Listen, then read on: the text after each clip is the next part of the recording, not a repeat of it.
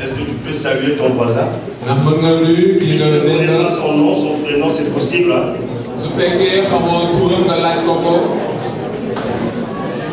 Est-ce que tu peux dire à ton voisin ce matin tu es très beau?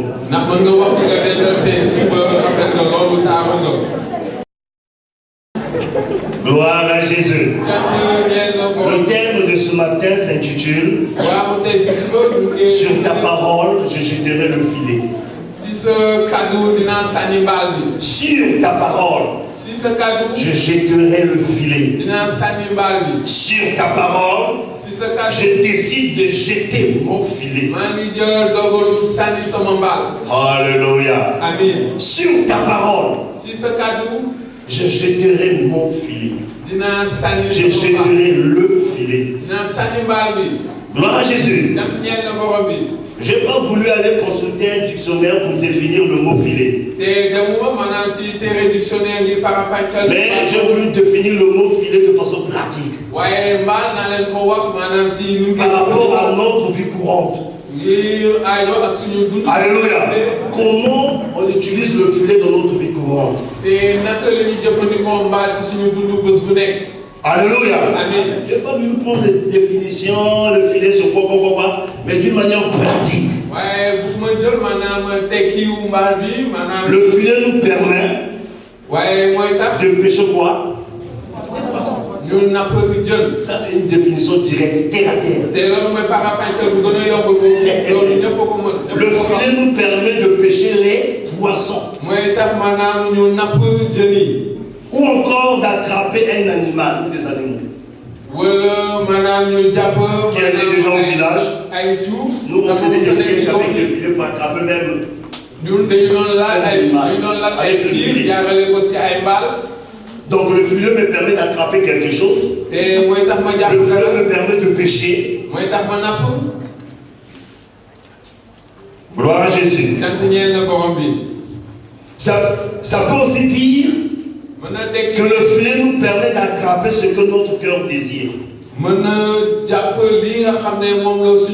Si mon cœur ne désire pas un animal, mon cœur désire le poisson. Je vais utiliser mon filet pour aller pêcher quoi? Le poisson. Si mon cœur ne désire pas le poisson, je vais utiliser mon filet pour aller attraper un animal. Donc le filet nous permet d'attraper ce que ton cœur désire. Je conduis ma définition par rapport à ce que je vais dire ce matin. Le filet te permet d'attraper ce que ton cœur désire. Est-ce que tu as déjà une idée de ce que tu vas attraper ce matin?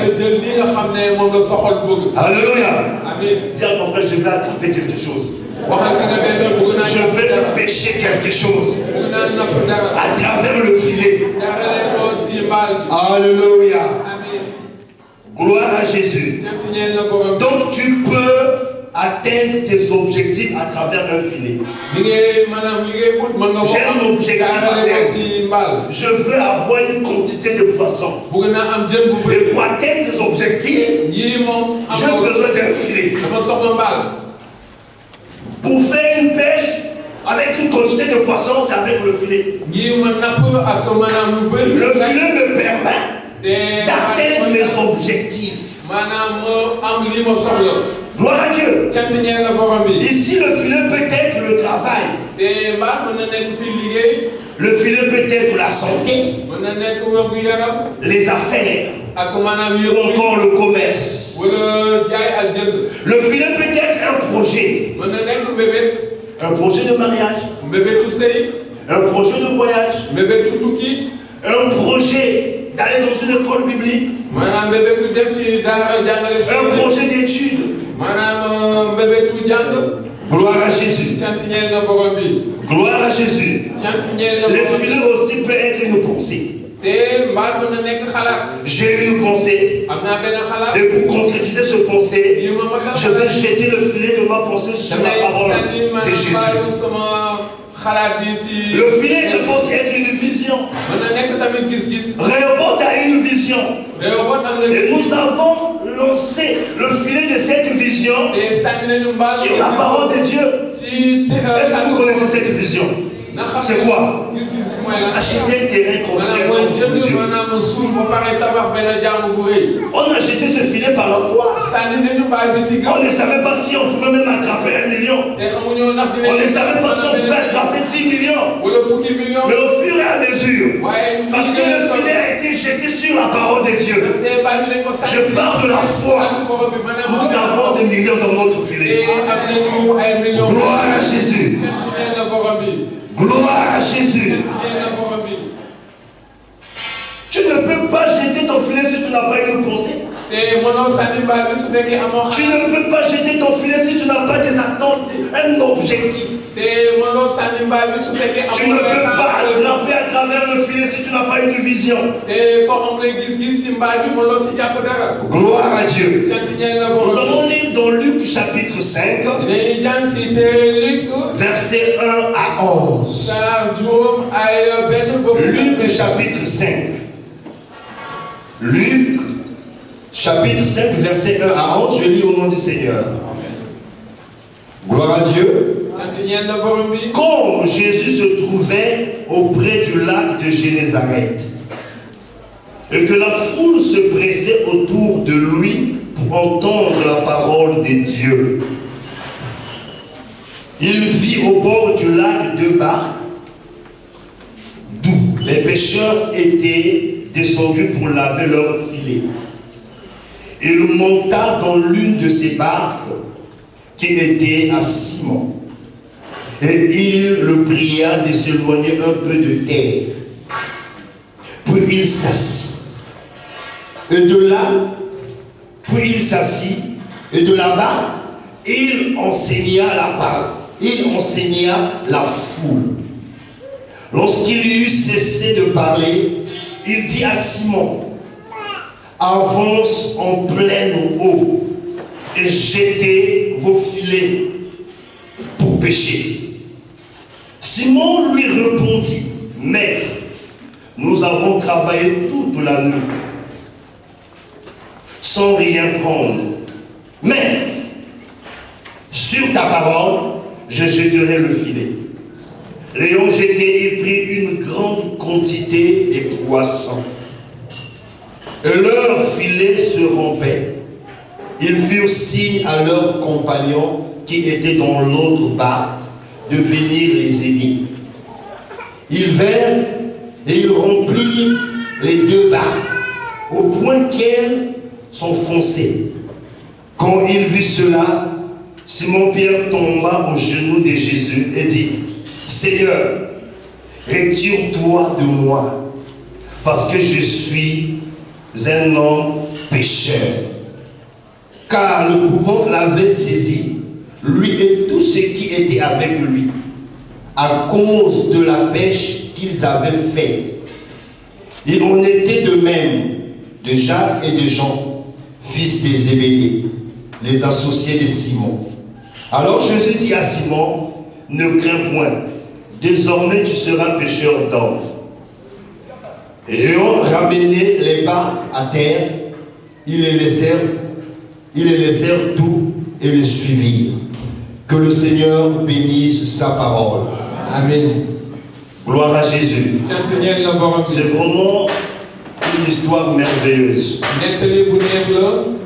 Jésus se trouvait auprès du lac de Génézareth. Et que la foule se pressait autour de lui pour entendre la parole.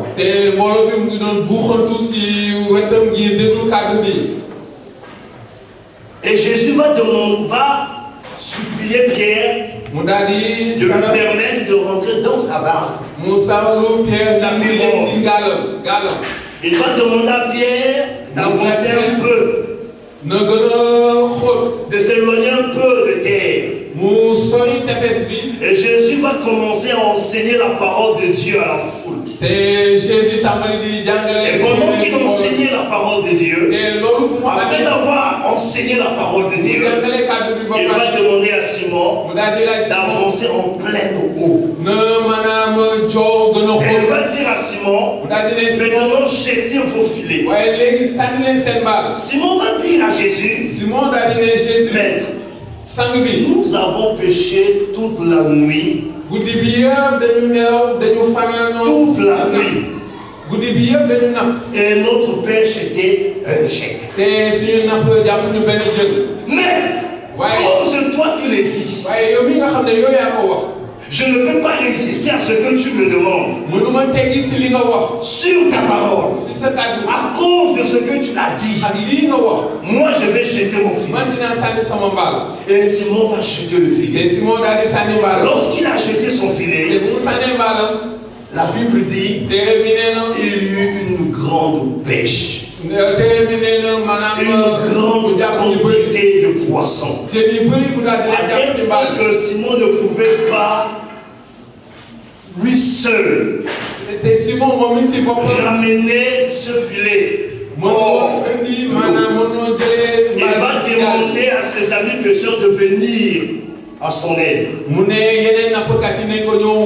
Et lorsqu'il a vu cela, il va fléchir ses genoux pour dire Seigneur, retire-toi de moi parce que je suis un homme pécheur.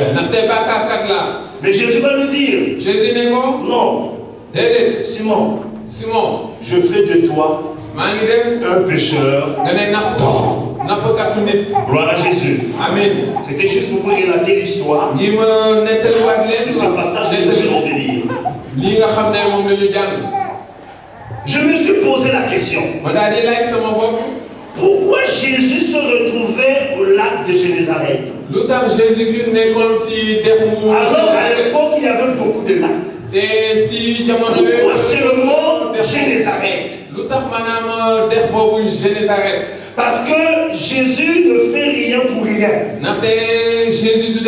ne se déplace pas pour le plaisir de se déplacer. Vous savez, il y a des gens qui sortent de chez eux le matin sans savoir là où ils vont. Ils sortent de chez lui. Il n'avait même pas prévu de visiter. Il te visite. Il quitte chez toi. Il est déjà à Tcharoun. Après Tcharoun, il est à Bouéma.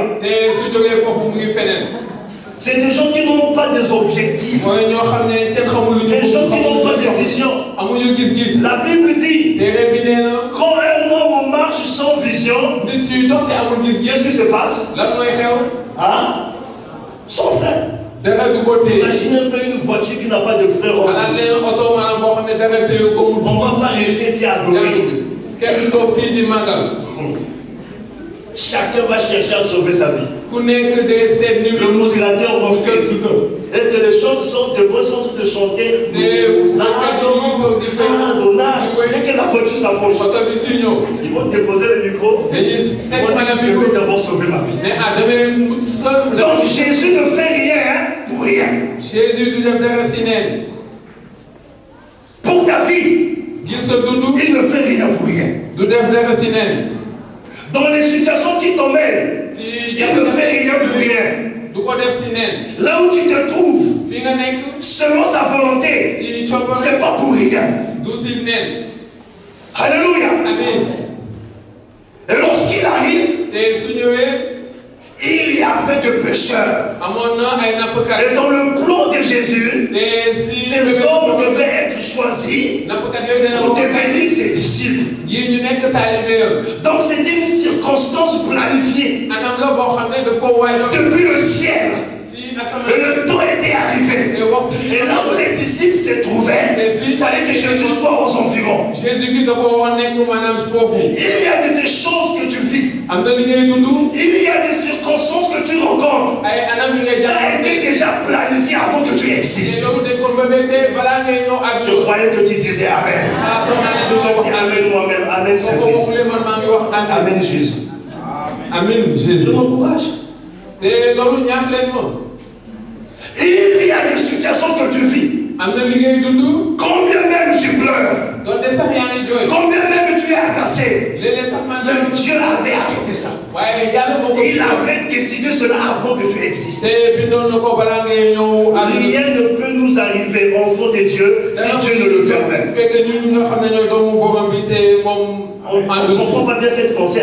Rien ne peut t'arriver si Dieu ne le permet. Si quelque chose m'arrive, c'est que Dieu l'a permis. Et quand je priais, j'ai demandé, Mais malgré ma prière, la chose arrive. C'est que c'est la volonté de qui? Et Jésus se retrouve là où il y avait les disciples qui étaient destinés à devenir ses disciples. Les hommes qui étaient destinés à devenir ses disciples. La Bible dit il y avait deux barques. Pourquoi seulement la barque de Pierre que Jésus va choisir? Comme l'habitude dit, pourquoi seulement à moi ce problème arrive? Pourquoi seulement moi? Si ce n'est pas toi, ça sera pour qui? Dis à ton frère, si ce n'est pas toi, ça sera qui? Pourquoi ce problème? Pourquoi ce problème? Pourquoi? Celui qui n'a pas de problème, celui qui ne rencontre pas de problème, Dieu ne peut pas le faire. Il est déjà fait. Tout autour de lui, c'est déjà fait. Dieu ne peut pas venir commencer quelque chose qui existe déjà. Allô? Allô? Toutes choses concourent bien de ceux qui aiment, de ceux qui sont appelés selon. Si ça m'arrive, gloire à Dieu. Quand même ça me fait mal. Mais c'est ce que tu as voulu. C'est ce que tu as décidé. Derrière cette circonstance se cache une révélation. Derrière cette circonstance se cache une grande fête. Derrière ce défi se cache une élévation. Alléluia. J'ai compris des choses. Qu'il n'y a pas de victoire sans guerre. Quand quelqu'un proclame la victoire, ça veut dire qu'il a combattu. Mais il y a des gens qui viennent dans la victoire sans combattre. Il faut que même Brice il a combattu. Pour atteindre Chic Norris, il a fourni d'efforts.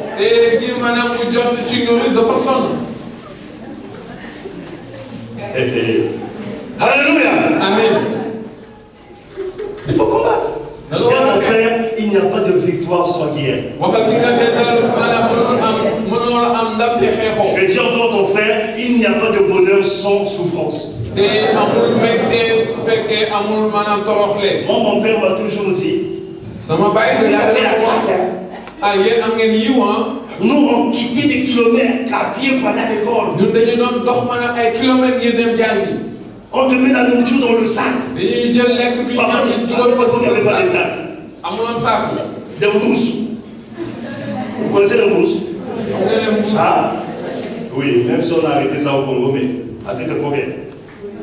Ils avaient ça. Des mousses. Mousse? Mon Dieu, en français, mousse. Sachet. Ah. C'est pour dire qu'on est aussi dans le Wolof. Gloire à Jésus. Gloire à Jésus. Il n'y a pas de bonheur sans souffrance. Je reviens dans la parole. Jésus va choisir seulement la part de Pierre. Parfois, Jésus choisit aussi que le problème vient seulement te trouver. Parfois, il choisit que le problème là, c'est toi seulement. Toi. Nous sommes dans le groupe de louanges, mais c'est seulement à moi. Pourquoi moi? Il y a quelque chose qui se cache derrière ce que tu vis. Bien, vous pouvez se dire, oh, moi je suis fatigué. J'ai péché toute la nuit. J'ai besoin de laver mes filets pour rentrer chez moi. Il y a 2 ans. Pourquoi seulement là-bas? Il pouvait passer à côté s'il avait refusé.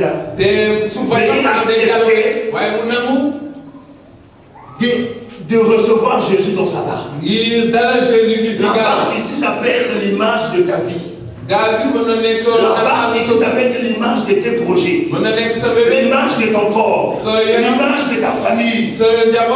Alléluia. Amen. Jésus vient dans la barque de Pierre. C'était pas un hasard. Parce que Pierre était dans le projet de Dieu. Alléluia. Quand Jésus rentre dans ta barque, c'est pas un hasard. Parce que tu fais partie de ce projet. Je me rappelle un jour Jésus qui était dans la barque. Et derrière, il faisait semblant de dormir. Il y eut un vent. Et à tel point que la barque commençait à chavirer. Les disciples ont eu peur. Ils ont eu peur. Ils ont dit à Jésus, réveille-toi. Tu ne vois pas que nous sommes en train de mourir. Il se lève, il le regarde. Il dit, homme de peu de foi.